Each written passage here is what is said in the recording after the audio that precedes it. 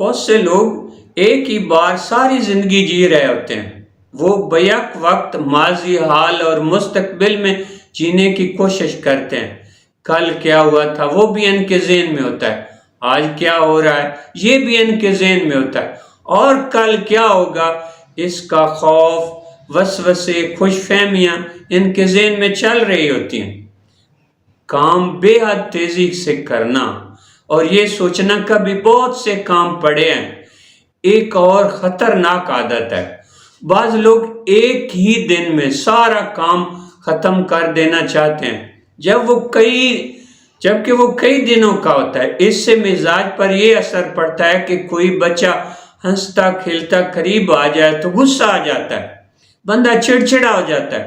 ہم میں سے زیادہ تر لوگوں پر جلدی طاری رہتی ہے۔ اس ذہنی جلدی سے کام بالکل تھوڑا ہوتا ہے، بندہ یوں محسوس کرتا ہے جیسے بہت کام کر لیا ہو۔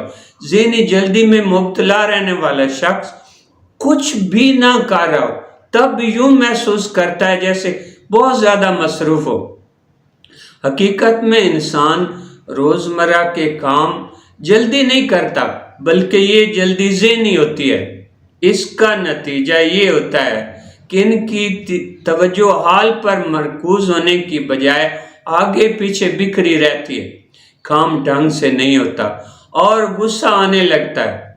علاج یہ ہے کہ جو کام کر رہے ہوں اس پر توجہ مرکوز کی جائے، دوسرے کاموں کو ذہن سے نکال دیں، کام میں دلچسپی لیں اور مزاج کو برہم نہ ہونے دیں۔